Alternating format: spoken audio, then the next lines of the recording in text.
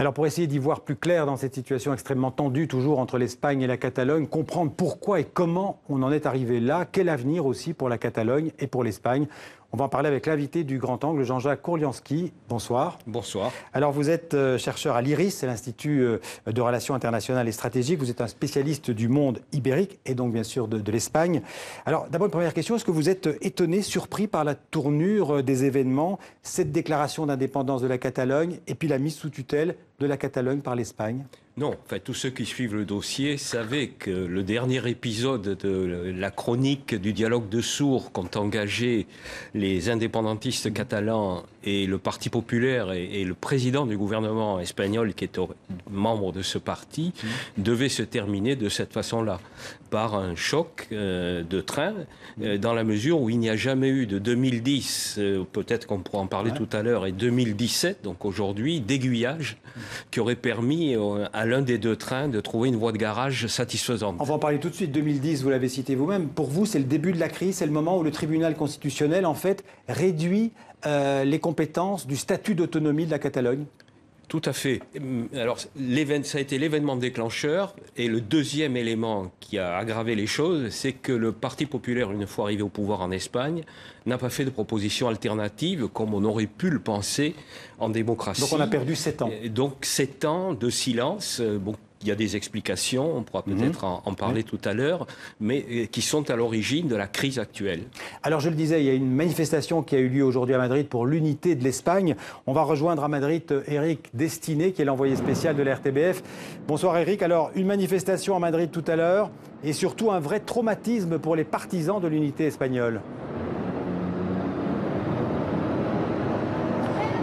Bien oui, une manifestation qui a commencé à midi ici à Madrid. Ils étaient des milliers, ils se sont réunis Plaza de Colón pour rappeler leur attachement à l'unité de l'Espagne, mais aussi, et c'était marquant aujourd'hui, encore plus que lors des autres manifestations similaires qui ont eu lieu avant cette journée historique d'hier, eh bien c'est que ces manifestants demandaient avec force des sanctions importantes contre les leaders politiques indépendantistes catalans et notamment Carles Puigdemont, évidemment, en scandant des slogans comme Puigdemont en prison ou la volonté de les voir traduits devant les tribunaux. Ça, c'était assez marquant tout à l'heure. Et puis, effectivement, vous parlez de traumatisme. Lorsqu'on interroge les passants, lorsqu'on parle avec les personnes qui vivent ici à Madrid, eh bien, on a évidemment trouvé personne qui était en mesure aujourd'hui de défendre l'attitude de ces leaders politiques catalans parce qu'ils ont le sentiment aujourd'hui que leur pays, même si c'est fortement symbolique, est brisé, cassé, et c'est une cassure.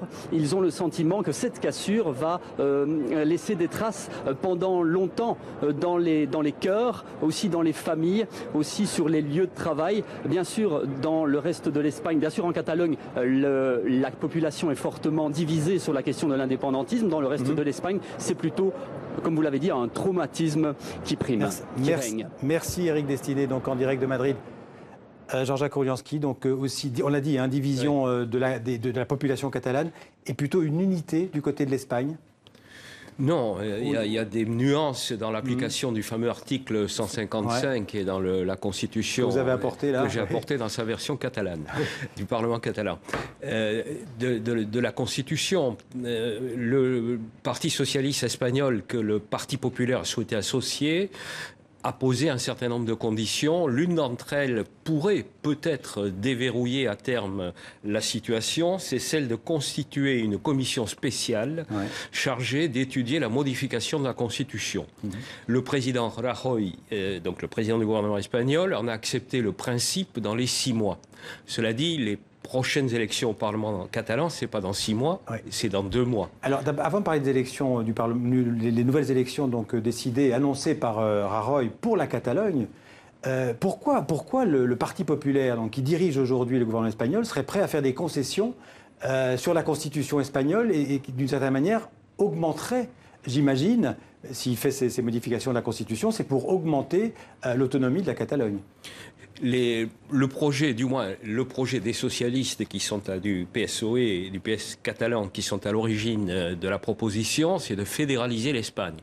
Il faut rappeler qu'en 1978, on avait inventé un terme communauté autonome pour éviter d'utiliser celui de fédéralisation qui ne plaisait pas à l'époque aux forces armées très liées au régime franquiste. Oui, mais la réforme ira au-delà des mots. Et la réforme ira au-delà des mots.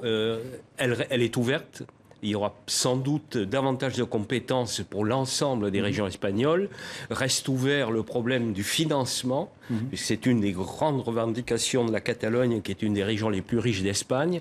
Ils considèrent qu'ils payent trop au Fonds de solidarité à Madrid, qu'ils devraient préserver, conserver un peu plus des impôts qui sont versés dans la région. Donc ça sera l'un des thèmes posé, étudié par cette commission. Mais je vous dis, il y a un problème de calendrier. Est-ce que cette commission va commencer à travailler? Est-ce qu'on en sentira les effets avant la date des prochaines élections? Et est-ce que les partis indépendantistes ou nationalistes catalans vont accepter d'y participer? Alors justement, vous posez la question. Il va, comment dirais-je, le Premier ministre espagnol a annoncé des élections le 21 décembre en Catalogne pour essayer d'éclaircir un peu le paysage politique catalan.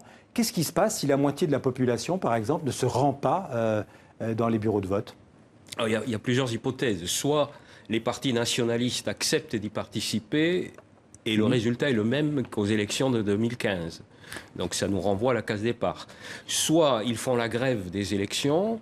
À ce moment-là, c'est une majorité rattachiste. Très importante, évidemment, proportionnellement aux votants. Ça simplifierait les relations entre Barcelone et Madrid, mais ça laisserait la revendication nationaliste, indépendantiste dans la rue, ce qui n'est pas une bonne solution en démocratie. Soit les élections ont lieu le 21 décembre et les partis nationalistes, indépendantistes augmentent encore leur audience et deviennent majoritaires à eux tout seuls. Ils peuvent devenir majoritaires. Alors, il y a quand même une interrogation qui est dans votre question, est-ce qu'ils vont participer ou non? S'ils participent à ces élections, ça veut dire que quelque part, compte tenu de la situation, de la mise sous tutelle de la Catalogne, ils reconnaissent que ces élections ne peuvent pas poser le problème de l'indépendance, mais qu'elles s'inscrivent dans le cadre de la Constitution et du statut de 1979. De la Constitution actuelle. Voilà. Alors, pour l'instant, la situation reste plus ou moins calme. Puigdemont, le président destitué, appelle à une résistance, et on l'a dit tout à l'heure, à une opposition démocratique. Vous pensez malgré tout que ça pourrait dégénérer, que certains pourraient avoir intérêt à la violence ? Bon, le contexte de la Catalogne n'est pas celui du Kurdistan. Les Catalans n'ont pas de Kalachnikov dans leurs armoires. C'est dans une tradition effectivement plutôt pacifique des Catalans. Cela dit, il y a toujours des minorités partout. Et les observateurs de la dernière manifestation du 11 septembre, c'est le jour de ce que les Catalans considèrent comme leur fête nationale, la Diada. Il y avait une manifestation officielle où il y a eu plusieurs centaines de milliers de personnes organisées par les mouvements nationalistes et indépendantistes, mais il y a eu une petite manifestation minoritaire avec des manifestants cagoulés, habillés en noir, qui ont brûlé un drapeau européen, un drapeau espagnol et un drapeau français, en reprenant des mots d'ordre qui rappellent qui étaient ceux de l'ETA dans les années, au Pays Basque dans les années 80. Alors on n'a pas beaucoup entendu ceux que j'appellerais les Catalans modérés, ceux qui ne sont pas pour l'indépendance. Comment ça se fait ? Alors, ils ont quand même manifesté le 8 octobre, ils étaient particulièrement nombreux. Mais dans le débat politique... Ils ont manifesté parce que le débat s'est polarisé, mais en fait, ils n'avaient aucune raison de manifester ensemble. Parce que vous avez des unionistes, appelons-les comme ça, du Parti populaire, donc à droite, des unionistes du parti de centre-droit, mais qui s'est constitué en Catalogne contre l'indépendance, Ciudadans ou Ciudadanos, et vous avez des socialistes catalans qui n'ont rien de commun en matière sociale avec les deux autres partis.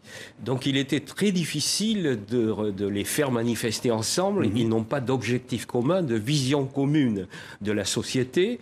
Ils l'ont fait le 8 octobre, tout simplement pour une raison très simple, c'est que le débat s'est tellement polarisé que l'espace, disons, médian, qui était dominant de 2006 à 2010, à l'époque où un statut réunissant des indépendantistes et des non-indépendantistes avait été adopté par consensus, avait pu justement réguler ces problèmes de dépolariser la société catalane. Donc elle s'est depuis 2010 et à 2017, absence de dialogue entre Madrid et Barcelone, elle s'est polarisée et donc les espaces intermédiaires ont disparu. Encore un mot sur les responsabilités des uns et des autres. Le référendum catalan qui a mis le feu aux poudres, le référendum récent du 1er octobre sur l'indépendance de la Catalogne, pour vous, il était clairement illégal, ce référendum? Oui, il était illégal, mais il est venu après 2 débats au Parlement catalan, les 6 et 7 septembre, sur le même sujet, sur l'indépendance et sur la transition vers l'indépendance après l'adoption